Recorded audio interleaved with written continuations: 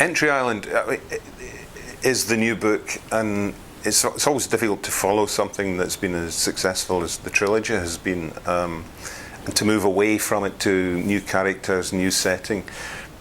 But the Entry Island I was plugging into something that I felt about very deeply, and it's very emotional for many Scots, but I mean it goes beyond that, because in a way it's a kind of universal experience, and it deals with a historical phenomenon called the clearances. And this happened in the 18th, 19th centuries in Scotland, basically following the last Jacobite uprising, and the fact that the British government then prescribed Highland wear, kilts, bagpipes. The Gaelic people who spoke the Gaelic language were persecuted, and they basically broke up the old clan system that existed in Scotland. But what it did was it replaced it with a kind of, instead of clan chiefs, you had a new breed of landlords who came up from the lowlands of Scotland, who came up from England, took over the land, and obviously the people who lived on it. And they didn't want these people in their land because they were annoying. They didn't pay rent, or they wouldn't pay rent. They couldn't pay rent, in fact. They were very poor, living on the edge. And the landlords decided it was more profitable to put sheep on the land than have people on the land. I mean, from sheep they could make money.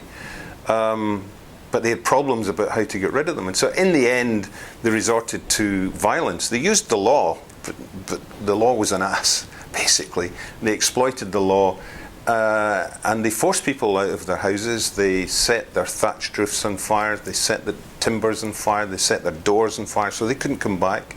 They were beaten up with ash truncheons. A lot of them were killed, forced onto boats, and sent off to the New World across the Atlantic to places like Canada and America, with no money, sometimes just the clothes they stood up in.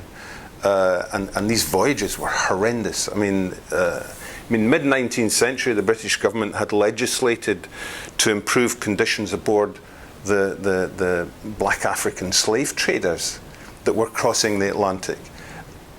But those regulations didn't apply to those boats that these people, these Highlanders, were being forced to sail on across the Atlantic. Conditions in those voyages were horrific. And when they arrived in Quebec, for example, they would spend time on an island called Gros Isle for quarantine purposes. But people just died in their thousands there.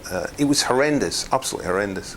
And this is a very emotional, emotive part of Scottish history I wanted to write about. But I didn't want to write an historical novel. And I'm still working within the crime genre. So my problem was how to deal with this subject, but in a contemporary way. And Entry Island was the book that came out of that. And actually the story takes place half in Quebec and half in the Hebrides. And the Quebec half of it is really a contemporary setting, and it's an investigation into a murder. And the Hebridean part of it is the kind of historical end. And the big problem had been how to bring those two things together and how to bridge a gap of 150 years. I mean, I'd been doing it in a sense in the Lewis trilogy, but we're talking a decade or two. Here's 150 years. So that was a major challenge, and I hope that I've achieved that, and I feel at the end of the day that it's something special, but it speaks to everybody around the world. It's about who you are, where you came from, your roots, and how important they are now. I mean, even though you may not think about it initially as you're growing up, actually, those people who survived the hell of things like the clearances, I mean, this is an experience that is repeated around the world. And survived it, and not only survived it, but successfully created a new life, actually gave us life, gave us a future, and we owe them a lot, and we should never forget that.